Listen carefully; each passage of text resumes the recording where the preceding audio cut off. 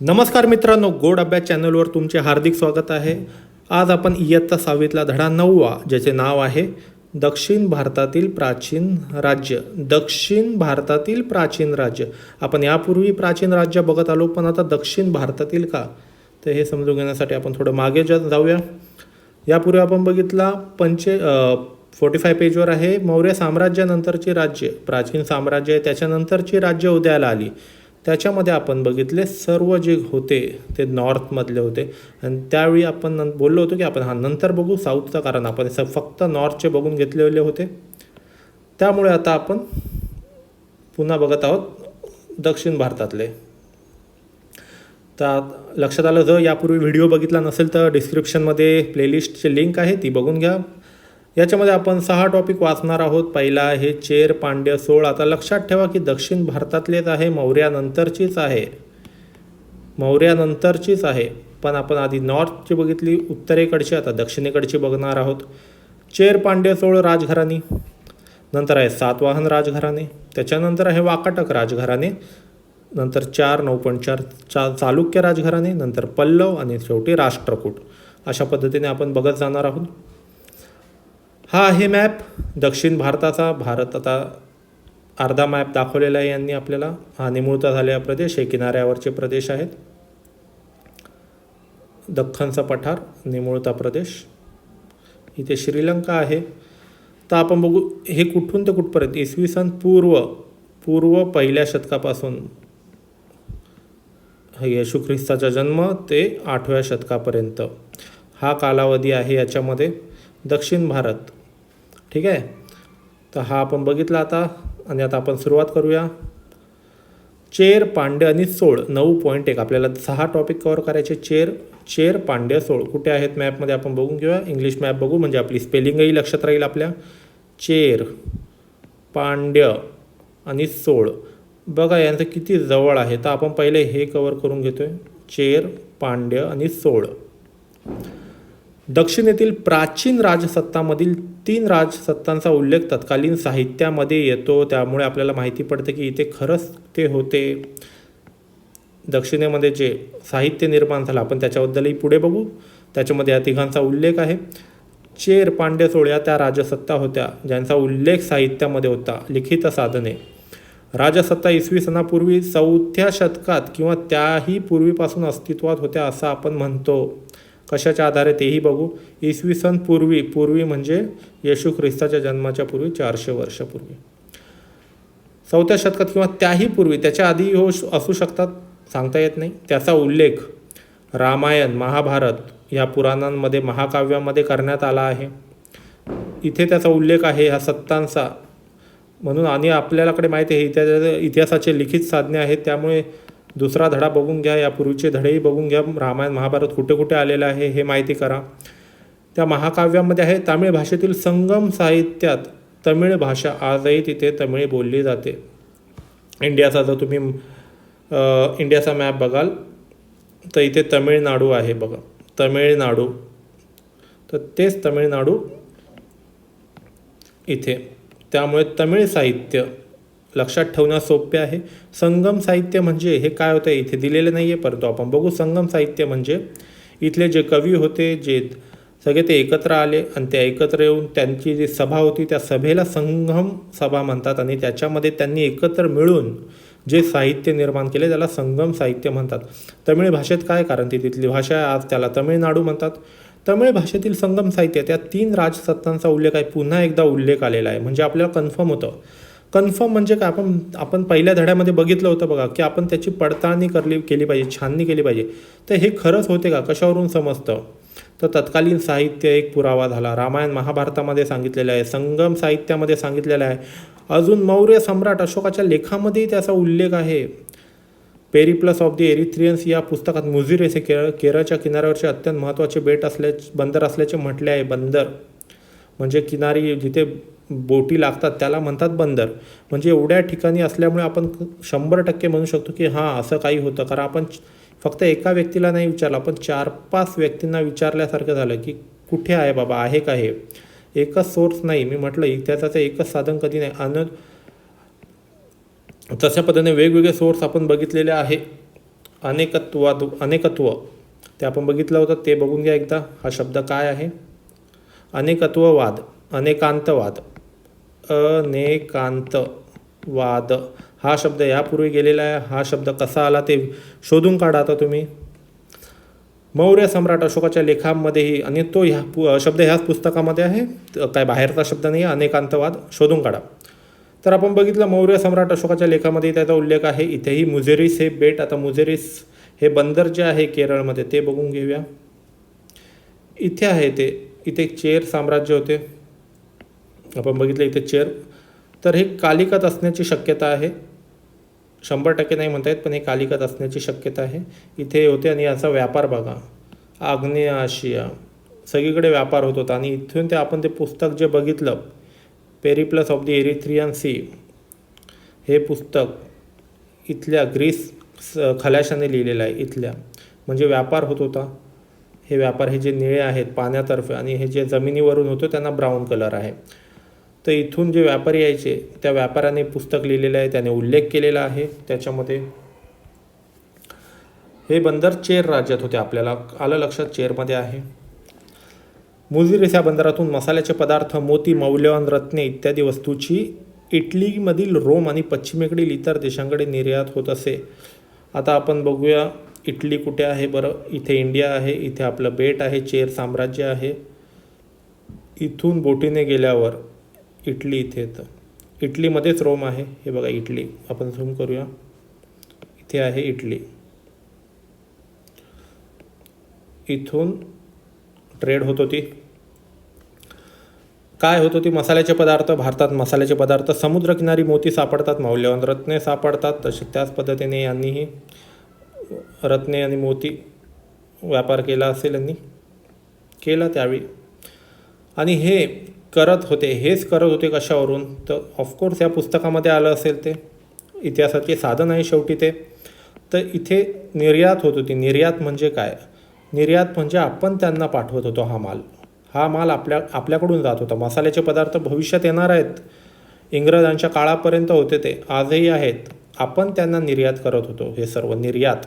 आयात म्हणजे आपण विकत घेणे, निर्यात म्हणजे आपण त्यांना देणे. पांड्य राज्याचा विस्तार आजच्या तमिळनाडूमध्ये होता. पांड्य कुठे आहेत?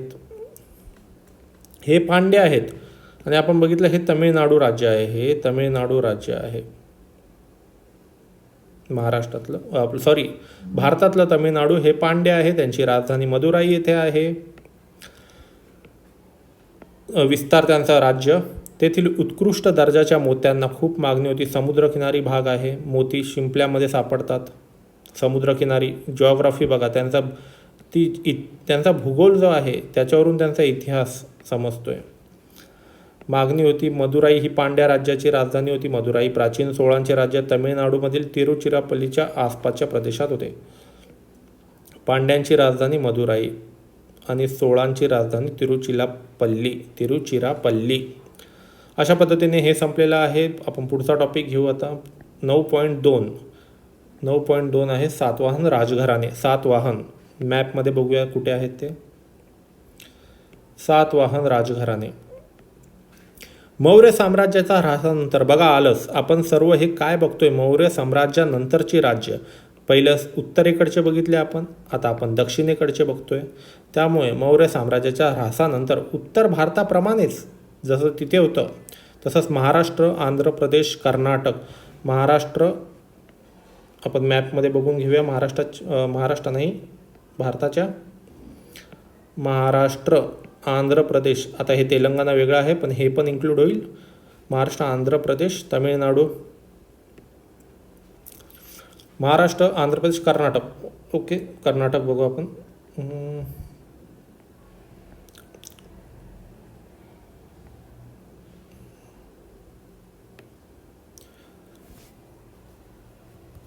आपण कर्नाटक कुठे आहे? ह्या मॅपवर बघूया आपण, आपल्याला सोपं जाईल. हा झाला महाराष्ट्र, हा आहे आंध्र प्रदेश आणि हा आहे कर्नाटक. हा कर्नाटक आहे, ठीक आहे. हा आंध्र प्रदेश आहे. आता आपण बघितलं तिथे नवीन मॅपमध्ये 2 भाग झालेले आहेत, त्यामुळे हा बघणं सोपं जाते आपल्याला. तर असे या प्रदेशातील स्थानिक राजे स्वतंत्र झाले, यांचा ऱ्हास झाला. आपण बघितलं सत्ता वर जाते आणि तिचा अस्त व्हायला लागतो, ती नष्ट होते, ऱ्हास होऊन जातो, ती खाली जाते आणि त्याप्रमाणे तिथे राजे स्वतंत्र आले. स्थानिक राजे होते ते. त्यांनी छोटी छोटी राज्य स्थापन केली. त्यापैकी एक सातवाहन राजघराणे, त्यापैकी म्हणजे असे भरपूर असतील, त्यापैकी एक सातवाहन. पण आपल्याला माहिती कसं पडलं सातवाहनांबद्दलच, म्हणजे काहीतरी साधन असलं पाहिजे आपल्याकडे माहितीचं. प्रतिष्ठान म्हणजेच पैठणी, त्यांची राजधानी. प्रतिष्ठान म्हणजे पैठण. हे बघा इथे पैठण आहे, इथे सातवाहन राजे, त्यांची राजधानी प्रतिष्ठान. नावं बदलत जातात. आज आपण ज्याला पैठण म्हणतो त्याला ते प्रतिष्ठान म्हणत होते. राजा सिमुक हा सातवाहन घराण्याचा संस्थापक होता. हे नाव महत्त्वाचं आहे आपल्यासाठी, संस्थापक होता प्रिलिम्ससाठी. राजा सिमुक सातवाहन घराण्याचा संस्थापक. पुणे जिल्ह्यातील जुन्नरच्या नाणेघाटातील लेण्यात असलेल्या कोरीव लेखांमध्ये या घराण्यातील महत्त्वाच्या व्यक्तींची नावे आहेत. त्यामुळे आपल्याला माहिती पडतं हा संस्थापक होता. हे राजघराणे मी म्हटलं हा लिखित साधन आहे, लिखित तसेच वास्तूही आहे. नाणेघाटातील लेणा जिल्हा आपण बघून घेऊया. हे बघा जुन्नर आहे, पुण्यातील जुन्नर इथे आहे, म्हणजे त्यांची राजधानी इथे, त्यांनी बनवलं ते इथे. नाणेघाट, नाणेघाटातील लेण्यात असलेल्या कोरीव लेखामध्ये घरातील महत्त्वाच्या व्यक्तीची नावे आहेत. काही सातवाहन राजे त्यांच्या नावाआधी आईचे नाव लावत असत. स्त्रियांचे महत्त्व वेदकाळात कमी झाले होते आपल्या लक्षात येते, पण इथे आईचे नाव लावत होते, म्हणजे यांच्या इथे नवीन प्रवाह आढळून येतो आपल्याला. आईचे नाव, आईला महत्त्व देत होते. गौतमी पुत्र सातकर्णी म्हणजे गौतमीचा मुलगा सातकर्णी, गौतमीचा पुत्र सातकर्णी म्हणजे आईचं नाव महत्त्व देत होते ते. मी ईसा मुलगा आहे आईच्या नावाने. सातवाहन घराण्यातील गौतमीपुत्र सातकर्णी हा राजा विशेष प्रसिद्ध होता. कसा काय प्रसिद्ध होता, कशावरून? त्याच्या पराक्रमाचे वर्णन नाशिक येथील लेण्यामधील कोरीव लेखामध्ये केलेले आढळते. हा जो नाशिकचा भाग आहे तिथे आपल्याला हे बघा नाणेघाट आहे, हा नाणेघाट. ओके, सातवाहन राजे त्यांची पैठण राजधानी जुन्नर येथेही, नाणेघाटमध्येही. तर त्या कोरीव लेखामध्ये त्याचा उल्लेख आहे, पराक्रमाचे वर्णन आहे, म्हणून म्हणतो हा विशेष प्रसिद्ध आहे. लिखित साधने, त्याने शक राजा नहपान याचा पराभव केला. म्हणजे इथे आपल्याला नाणेघाटामध्ये समजून येतं शक राजा. आता पुढे येईल शक राजांबद्दल माहिती. आता नाणेघाटबद्दल आपण माहिती घेऊया. पुणे व ठाणे जिल्ह्यातील सीमेवर जुन्नर मुरबाड रस्ता असलेला घाट रस्ता नाणेघाट या नावाने ओळखला जातो. जुन्नर मुरबाड, पुणे आणि ठाणे जिल्हा, पुणे आणि ठाणे, इथे पुणे आहे, इथे ठाणे आहे. जुन्नर पुण्यात येतं, कल्याण ठाण्यामध्ये येतं. नाणेघाट या नावाने ओळखला जातो. 5 किलोमीटर लांबीचा हा घाट, 5 किलोमीटर हा सुमारे 2000 वर्षापूर्वी सातवाहनांच्या कारकिर्दीत, 2000 वर्षापूर्वी, आज 2020 सुरू आहे, म्हणजे 2000 म्हणजे येशू ख्रिस्ताच्या जन्माच्या वेळी सातवाहनांच्या कारकिर्दीत तयार करण्यात आला होता हा घाट. त्यावेळी पूर्वी हा घाट आपण बघितलं, त्यावेळी कसे करायचे. सुरुवातीच्या काळात आदिम मानव होता, तो जसे भेटेल तसं राहत होता, कुठेही दगडांमध्ये राहत होता, फटीमध्ये. परंतु जसे वेळ गेला तसे हे लोक खोदण्यास सुरुवात झाली. आपण बघितलं मौर्य काळामध्येही खोदकाम सुरू करण्यात आले होते. दगड खोदायचे, घाट तयार करण्यात आला. पूर्वी हा घाट देश व कोकण यांच्यामधील मुख्य व्यापारी मार्गापैकी एक होता. हा व्यापारासाठी घाट म्हणजे काय, असा डोंगर आहे. आता इथल्या व्यक्तीला पलीकडे जायचं, ह्या साईडला उडी मारून जाऊ शकत नाही, मग इथे खोदकाम केलं. त्याच्यामुळे काय झालं, आधी हा घाट असा होता, आता त्याचे 2 तुकडे आले, मधून जायला रस्ता आहे. तसा हा घाट आहे, कोकण यांच्यातील मुख्य व्यापारी मार्ग झाला, त्याच्यासाठी खोदला असेल. तो व्यापार वाढवण्यासाठी, व्यापार वाढला की राजा श्रीमंत होतो. श्रीमंत आले की दुसऱ्या देशावर अटॅक करता येते, अजून श्रीमंती होते. सोन्याची नाणी आपण बघितली छापतात ते, त्यामुळे त्यांना शक्य होते व्यापार वाढल्यामुळे. त्यामुळे सुविधा निर्माण केली. व्यापार व वाहतूक यांच्यासाठी हा घाट रस्ता वापरला जात असेल, व्यापारासाठी आणि वाहतूक. नाणेघाटातील लेण्यात कोरलेला रांजण आजही तेथे पाहायला मिळतो. इतिहासाची साधने, नाणेघाटातील लेण्यात सातवाहन राजांच्या मूर्ती, प्राचीन शिलालेख आहेत. सातवाहन राजा व राणी यांनी दिलेल्या देणग्यांची वर्णने लिहून ठेवायची. आम्ही इथे देणगी दिली, आम्ही हे केलं, म्हणजे आम्ही किती चांगले आहोत, म्हणजे एक प्रकारे आम्ही जुलमी नाही आहोत. हा शब्द आला जुलमी, याच्या आधी आपण बघितला, तो आठवा कुठे आहे. त्यांच्या स्वतःच्या मूर्त्या, प्राचीन शिलालेख लिहिले, इतिहासाची साधने तयार केली, स्वतःचं नाव निर्माण केलं त्यांनी. आपण पुन्हा येऊ आपल्या टॉपिककडे. आणि आपण नाणेघाट एकदा बघून घेऊ आपल्याकडे आहे का.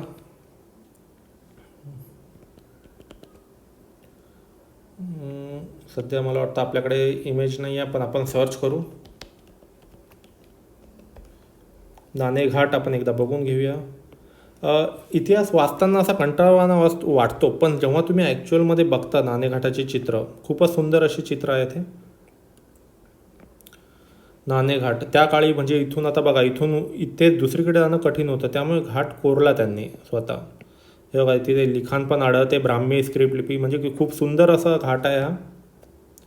त्या काळी व्यापार सोपा व्हावा, इथून खाली उतरणं खूपच कठीण होतं, त्यामुळे त्यांनी घाट कोरला तिथे.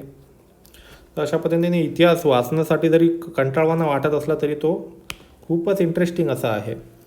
तर आपण बघितलं घाट कोरला त्यांनी, देणगेलेला शिलालेखही बघितला. गौतमीपुत्राचा उल्लेख नाशिकच्या लेखात त्रिसमुद्र तोय पीतवाहन, त्रिसमुद्र तोय पीतवाहन असा केलेला आहे. गौतमीपुत्र सातकर्णी आपण मगाशी बघितलं, गौतमीपुत्र सातकर्णी. गौतमीपुत्राचा पुन्हा आईचं नाव आलेलं आहे, ती आईवरून मुलाला ओळखलं जातं. नाशिकच्या जे लेण्या आहे त्याच्यामध्ये त्रि म्हणजे तीन, आपण बोलतो त्रिकूट, तीन, समुद्र, तोय म्हणजे पाणी, पीत म्हणजे पिते, आणि वाहन, त्याचे वाहन काय आहे तर बघू आपण. तोय म्हणजे पाणी, घोडे हे राजाचे वाहन, घोडे ज्याच्या घोड्यांनी 3 समुद्राचे पाणी प्यायले आहे, असा त्याचा अर्थ. याचा अर्थ असा होतो की त्याचे घोडे एवढ्या लांब म्हणजे बघा, हा जर महाराष्ट्र किंवा हा पूर्ण भारत आहे, तर सातवाहनाचे राजे ह्या समुद्रापर्यंत गेले होते, त्याचे म्हणजे तो इथपर्यंत जाऊन आलेला आहे. आणि 3 समुद्र कोणते बघूया आपण त्याचा. अरबी समुद्र, बंगालचा उपसागर, हिंदी महासागर. आता आपल्याला माहिती आहे घोडे खारट पाणी पिणार नाही, पण तो बोलण्याचा अर्थ असा होतो की भरपूर ठिकाणी तो जाऊन आलेला आहे त्यांच्या घोड्यावर गेला, म्हणजे लढाई करण्यासाठी गेला असेल. 3 समुद्र, अरेबियन सी, अरबी समुद्र, बे ऑफ बेंगॉल, बंगालचा उपसागर, आणि सर्वात खाली हिंदी महासागर. 1, 2, 3 याला म्हणतात त्रिसमुद्र. तोय म्हणजे पाणी, पीत ज्याचे वाहन घोडे आहे, तो 3 समुद्राचे पाणी पिलेले घोडे आहेत ते. म्हणजे भरपूर ठिकाणी व्हिजिट केली, 3 ठिकाणी गेलेला आहे. त्याच्या काळात सातवाहनांचे साम्राज्य उत्तरेकडे नर्मदापासून दक्षिणेकडे तुंगभद्रा नदीपर्यंत. नर्मदा नदी कुठे आहे, एकदम वर आहे इथे नर्मदा नदी आहे, एकदम मध्यभागी भारताच्या, ते तुंगभद्रापर्यंत, म्हणजे इथून ते इथपर्यंत आहे. पण तो म्हणतो की आम्ही इथेही गेलो होतो, म्हणजे जाऊन आले असतील, पाणी पिले होते घोडे त्याचे. त्याच्या काळात सातवाहनांचे साम्राज्य आपण बघितले, नर्मदापासून तुंगभद्रापर्यंत. हाल नावाच्या सातवाहन राजाचा गाथा सप्तशती या महाराष्ट्र या प्राकृत भाषेतील ग्रंथ प्रसिद्ध आहे. यांचे नावं आपल्याला तेव्हाच माहिती पडतात जेव्हा कुठेतरी लिहिलेले असतात, त्याशिवाय आपल्याला काही माहिती पडत नाही. इतिहास तसाच उभा राहिलेला आहे साधनांवर, म्हणून दुसऱ्या धड्याचं खूप महत्त्व आहे. हाल या नावाच्या सातवाहन राजाचा गाथा सप्तशती हा महाराष्ट्री या प्राकृत भाषेतील, आपण मराठी भाषा बोलत आहोत, मराठी भाषा महाराष्ट्रीपासून आलेली आहे, आणि महाराष्ट्री ही प्राकृत भाषा आहे, म्हणजे नैसर्गिक भाषा आहे. तर महाराष्ट्री या भाषेतील ग्रंथ प्रसिद्ध आहे, प्राकृत भाषा आहे ती नैसर्गिक आहे. या ग्रंथात सातवाहन काळातील लोकजीवनाची माहिती मिळते, त्याच्यावरून आपण सांगू शकतो लोकजीवन काय होतं, आणि ते बघूही पुढे. ग्रंथामुळे भरपूर माहिती मिळाली आपल्याला, साधन आहे इतिहासाचं. सातवाहन काळात भारतीय व्यापारात खूप वाढ झाली, ग्रंथाच्या आधारे आपण सांगतोय. प्लस त्यांनी जर घाट खोदला असेल एवढा उंचावर, आपण बघितला मगाशी नाणेघाट, म्हणजे विचार करा त्यांना व्यापार किती महत्त्वाचा असेल, किती पैसा येत असेल त्या व्यापारातून, म्हणजे त्यांना माहिती होतं, त्यामुळेच त्यांनी एवढं काम करू शकले ते. आणि त्यांच्याकडे किती पैसे होते ह्याची पण आपण कल्पना करू. पुढे बघू. व्यापारात खूप वाढ झाली कारण की त्यांनी एवढे मोठमोठे हाती कार्य घेतले. नाणेघाट कोरला त्यांनी.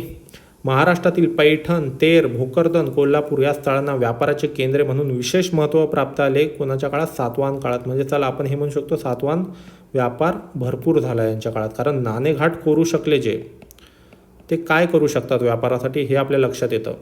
महाराष्ट्रातील पैठण कुठे आहे, पैठण बघून घ्या. पैठण इथे आहे, ती त्यांची राजधानी होती. म्हणजे बघा त्यांनी व्यापाराला महत्त्व दिलं, त्यामुळे त्यांची राजधानीच व्यापार केंद्र होते. तेर, भोकरदन, इथे पैठण आहे, इथे तेर आहे, इथे भोकरदन आहे, आणि तिसरं आहे कोल्हापूर. कोल्हापूर खाली आहे आपलं बघा, साऊथला कोल्हापूर जातं. म्हणजे पैठण, तेर, भोकरदन आणि कोल्हापूर सातवाहन व्यापारी केंद्र होती. या स्थळांना व्यापारी केंद्र विशेष महत्त्व प्राप्त झाले. या काळात अनेक कला वस्तूंचे उत्पादन तेथे होऊ लागले. कला वस्तू का उत्पादन करत होते? कलेच्या वस्तू नाही, वस्तू म्हणजे साध्या वापराच्या. कला वस्तू म्हणजे अशा वस्तू की एक आता हा झाला साधा ग्लास, पण त्या ग्लासाला आपण अशी डिझाईन केली, त्याला काहीतरी सोन्याचं लावलं, मग ही एक कला वस्तू झाली. हे वस्तूंचं उत्पादन सामान्य नागरिक करणारच नाही.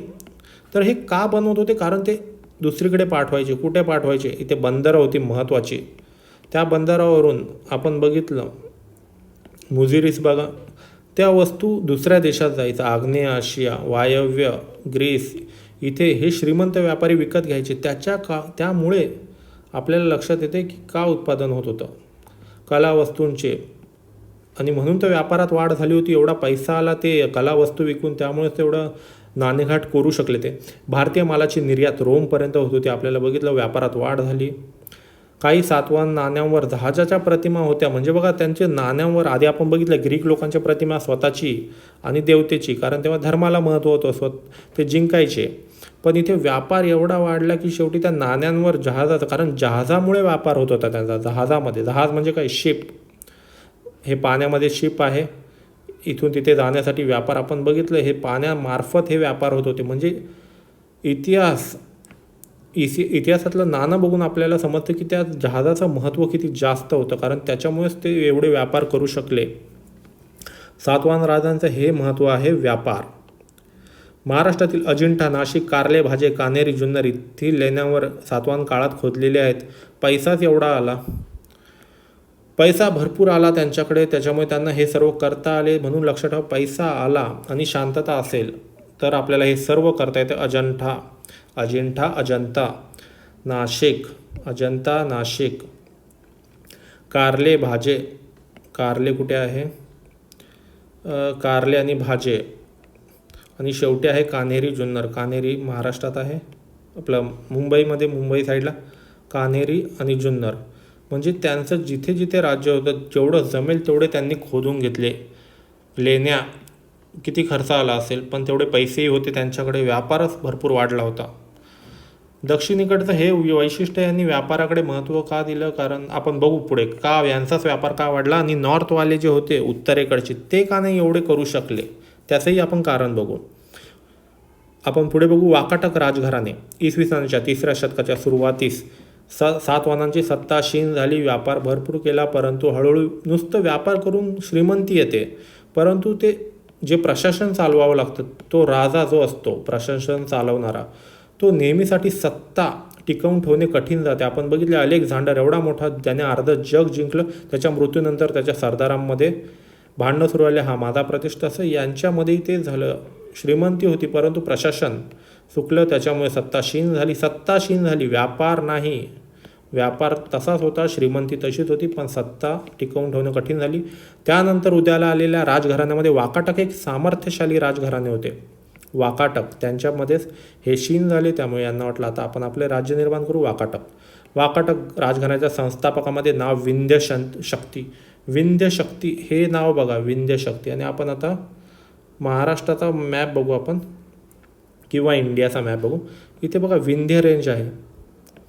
या नावावरून याने आपले नाव लावले असेल, किंवा याच्या नावावरून त्याला विंध्य म्हटले असेल, माहीत नाही आपल्याला. बघू आपण या पुढे. विंध्य शक्ती वाकाटक राजघराणे. विंध्य शक्तीनंतर पहिला प्रवरसेनाला, आता बघितलं आपण पहिला चंद्रगुप्त, दुसरा चंद्रगुप्त, पहिला ते लावतात, पण प्रवरसेन त्याचं नाव होतं, आणि आपल्या माहितीसाठी आपण पहिला म्हणतो कारण तो पहिला आला. प्रवरसेनानंतर वाकाटकांचे राज्य विभागले गेले. बघा काय झालं, सत्ता क्षीण होते. ही का होते? तुकडे झाले. एक राज्य होतं, आता त्याचे 2 भाग पडले, हा मोठा भाऊ, हा छोटा भाऊ, अशा पद्धतीचे बघून घेऊ आपण. पहिल्या शाखेची राजधानी नंदीवर्धन म्हणजे सातचं नागपूर. जे नागपूरमध्ये राहतात त्यांना माहिती पाहिजे की आपलं नंदीवर्धन म्हणत होते. आणि दुसरी शाखा राजधानी वत्सगुल्म म्हणजे सध्याचे वाशिम, जिल्हा वाशिम, जे इथे राहतात त्यांनी हे लक्षात ठेवावे. दोन्ही लक्षात ठेवले तर चांगली गोष्ट आहे. तर आपण बघू महाराष्ट्राचा पॉलिटिकल मॅप. नागपूर कुठे आहे? हे बघा इथे आहे नागपूर, आणि हे आहे वाशिम. म्हणजे आपण बघितलं सातवाहन एवढे कंट्रोल करत होते, पण आता इथे ते होते पैठण, औरंगाबादमध्ये पैठण आहे, इथे त्यांची राजधानी होती आणि इथे कंट्रोल करणं कठीण गेलं असेल, नियंत्रण मिळवणं. त्यामुळे स्वातंत्र्य आले. यांचा एक वाकाटक होता आणि यांच्यामध्ये भांडणं आले. अर्धे इथे, अर्ध राज्य इथे. 2 शाखा कोणाच्या नंतर? प्रवरसेनानंतर. विंध्य शक्ती याचा मुलगा पहिला प्रवरसेन याने वाकाटक साम्राज्याचा विस्तार केला. प्रवरसेन हा होता, त्याने मिळवलं ते. त्याच्या कारकिर्दीत वाकाटकांचे साम्राज्य उत्तरेस माळवा, गुजरात या प्रदेशापासून दक्षिणेस कोल्हापूरपर्यंत पसरले.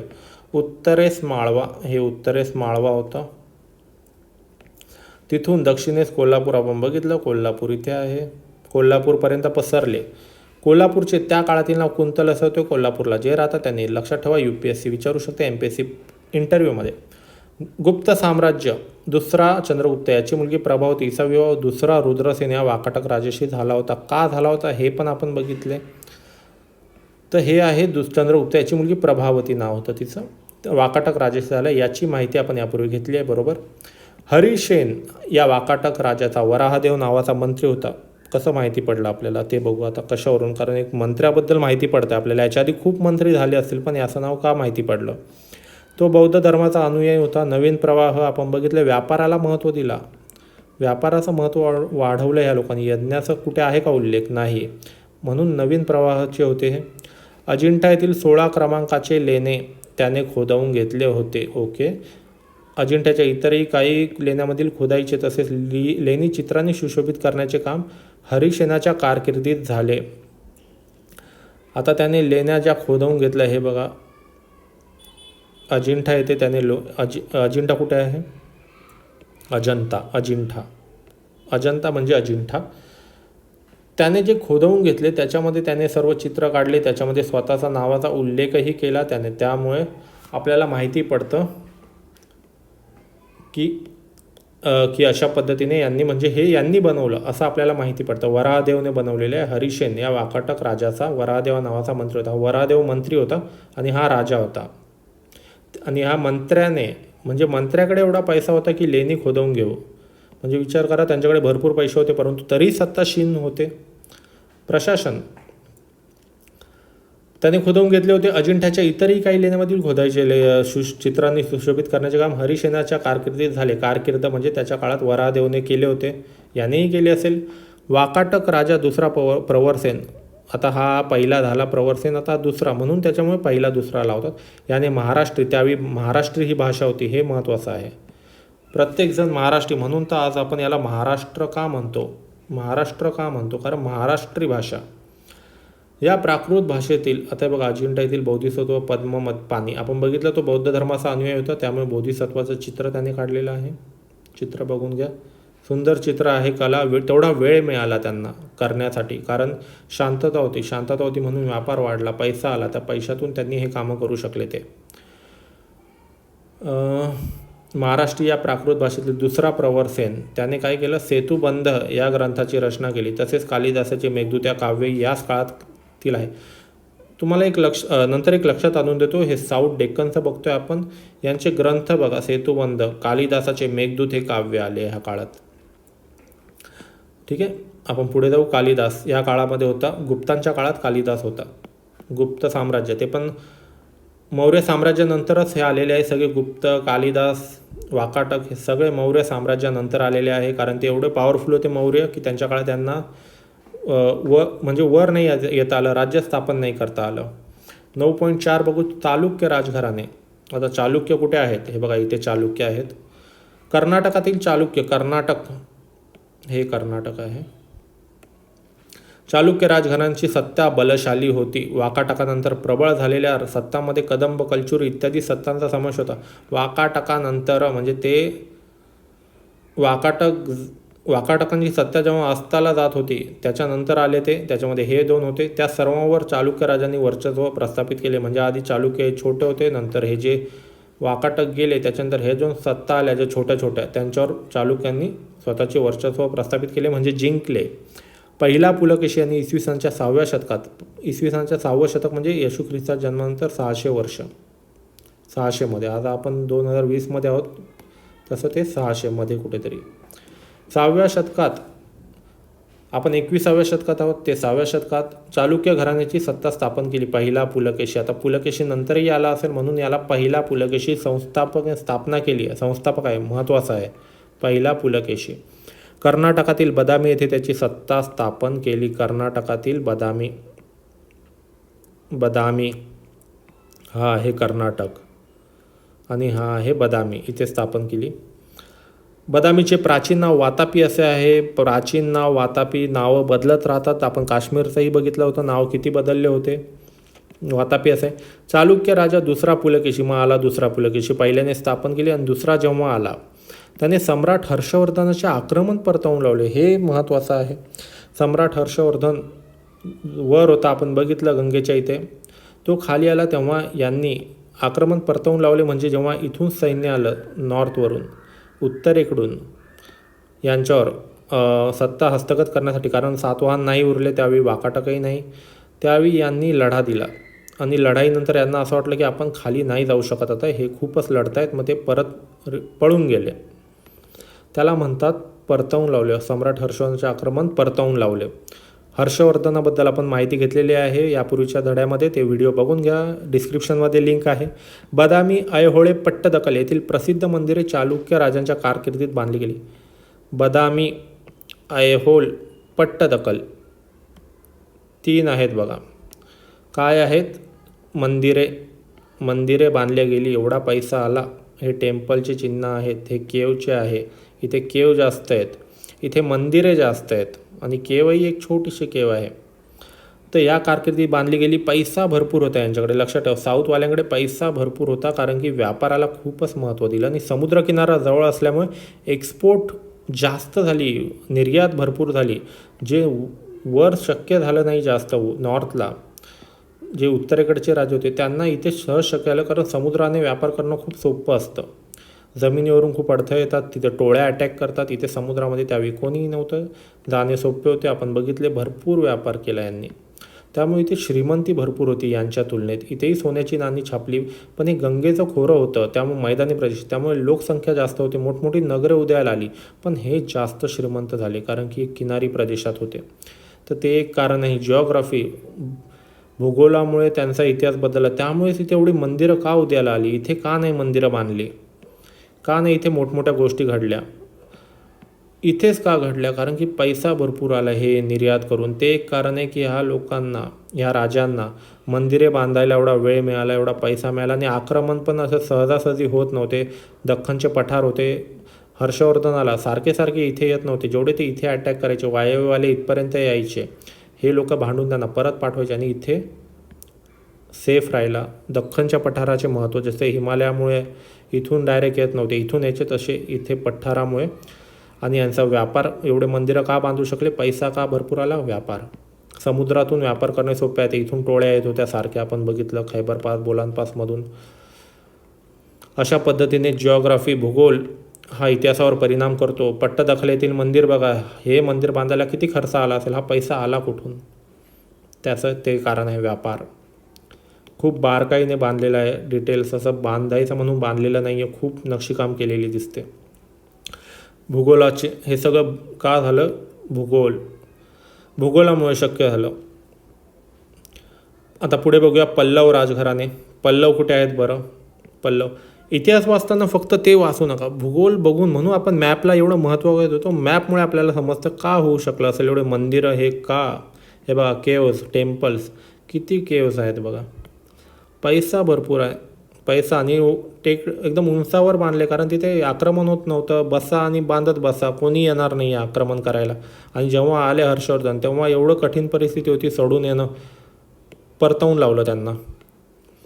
पल्लव राजघराणे. पल्लव राजसत्ता दक्षिण भारतातील एक प्रबळ राजसत्ता होती. का असेल, बरोबर, एवढा व्यापार करतायत म्हटल्यावर प्रबळच झाली, पैसा भरपूर. तमिळनाडूमधील कांचीपुरम ही त्यांची राजधानी होती. तमिळनाडू, आपण पुन्हा एकदा ओपन करून घेऊया. तमिळनाडू कुठे आहे बरं, हे बघा इथे तमिळनाडू आहे.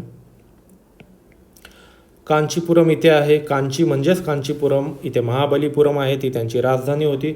पुन्हा एकदा बघा कसे बांधलेले आहे रथमंदिरे. असे साधे सोपे नाही बांधलेले आहेत, खूपच किचकट असे बांधकाम केलेलं आहे. बारीक बारीक बारीक बारीक. एवढा वेळ पैसा कुठून आला बघितलं, कारण आपण तामिळनाडूतील कांचीपुरम ही त्यांची राजधानी होती. महेंद्रवर्मन हा एक कर्तबगार पल्लव राजा होता. महेंद्रवर्मन. आता याचं कुठेतरी नाव आलं असेल म्हणूनच तर आपल्याला माहिती पडलं याच्याबद्दल. त्याने पल्लव राज्याचा विस्तार केला, बरोबर. तो स्वतः नाटककार होता, नाटकामध्ये स्वतःचं नाव टाकलं असेल त्यामुळे आपल्याला माहिती पडलं. लिखित साधन तयार झालं. महेंद्रवर्मनचा मुलगा नरसिंहवर्मनने चालुक्य राजा दुसरा पुलकेशी याचे आक्रमण परतावून लावले. गंमत. हर्षवर्धन आला, चालुक्याने त्याला परतावून लावले. चालुक्य जेव्हा खाली गेले तेव्हा यांनी त्यांना परतावून लावले.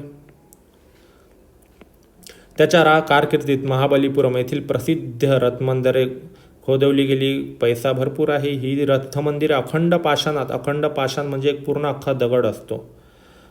नॉर्मली बांधकाम करण्याचा आपण बघा विटा असतात, विटा लावून आपण बांधकाम करतो. हे झालं विटा लावून बांधकाम करणे. 6 विटा वापरल्या एक भिंत बांधायला.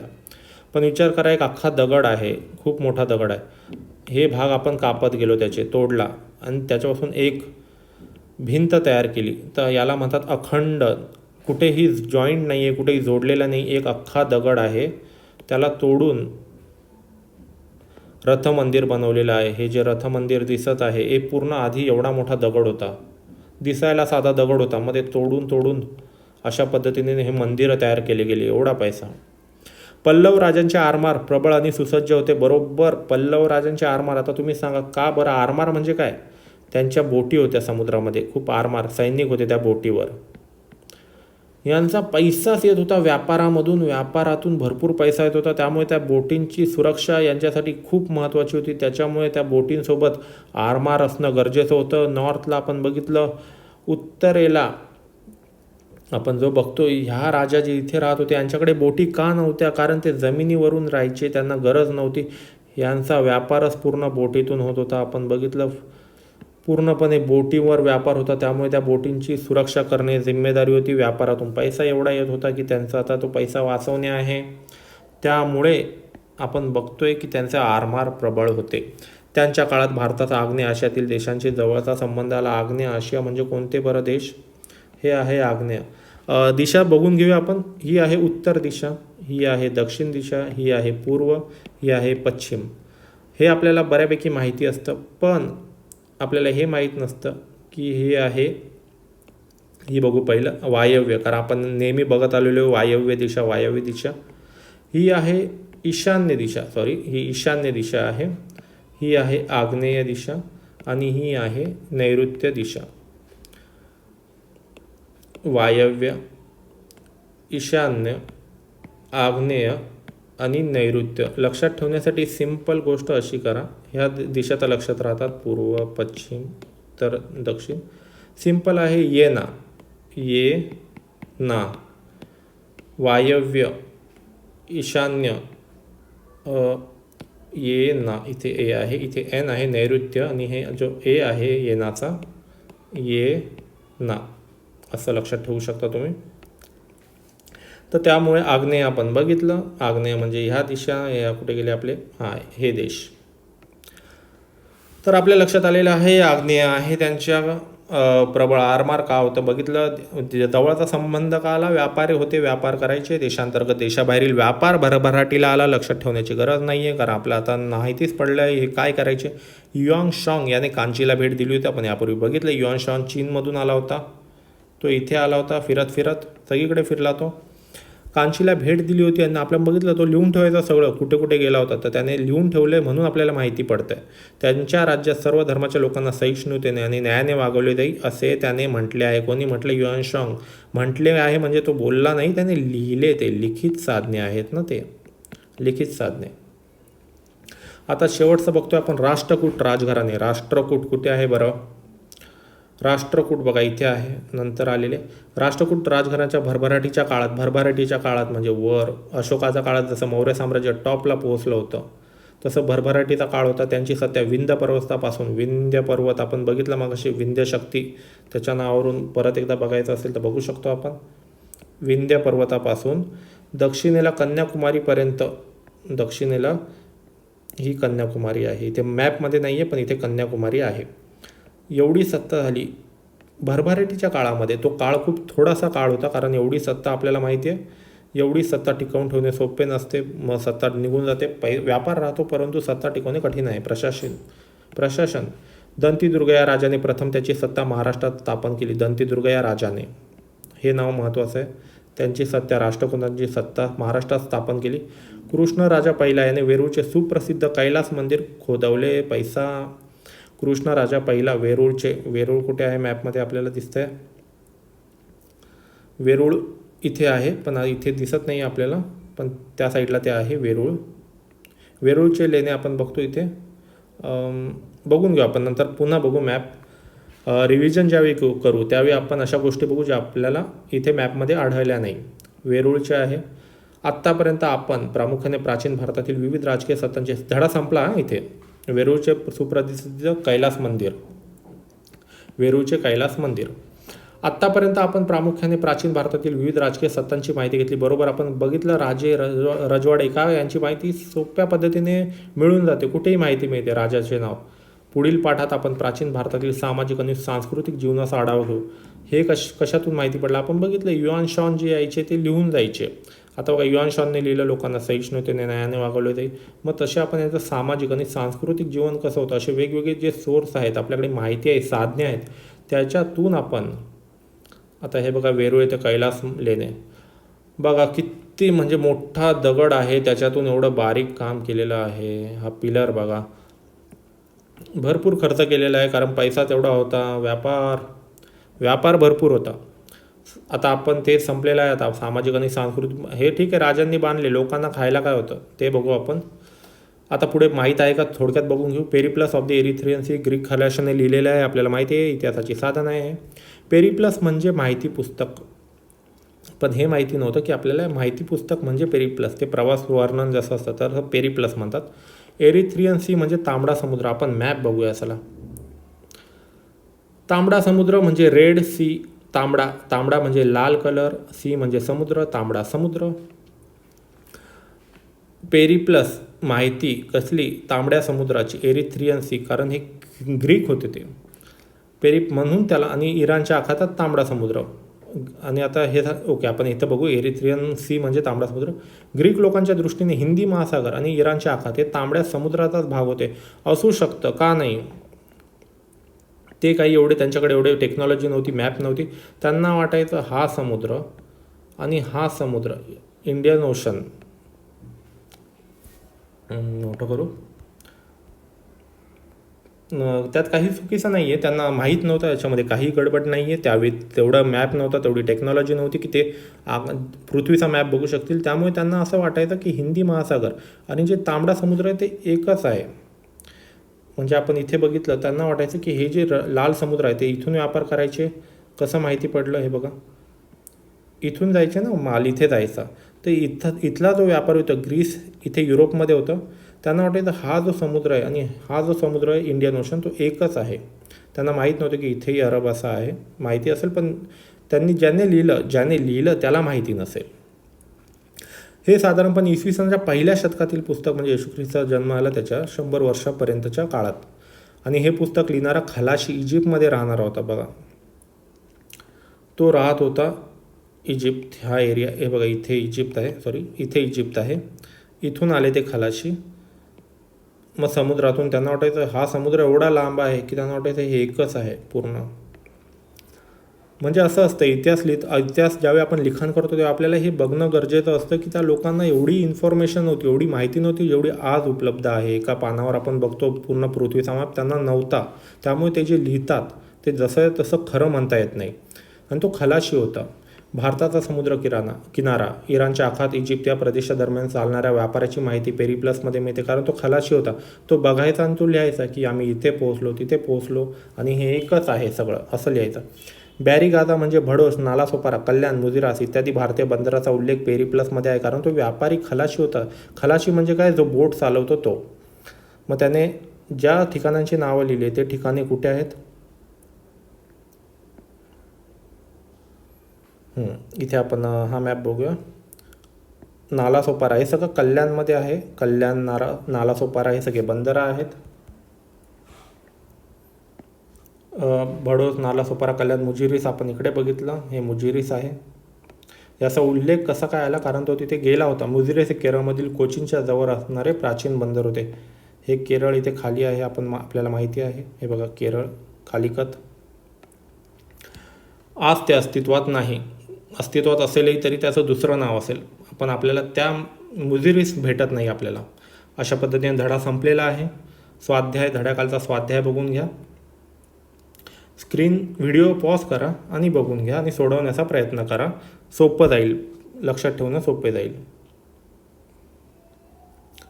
पुढच्या पाठात आपण बोललो त्याप्रमाणे प्राचीन भारतातील राजे झाले आपले. आता सर्व राजांचीच नावं आपण घेतली. आता सांस्कृतिक जीवन बघू. सांस्कृतिक म्हणजे हे सर्व येतं त्याच्यामध्ये, लोकजीवन. हा खूप इंटरेस्टिंग असा धडा होणार आहे. आपण बघू तो 10वा धडा.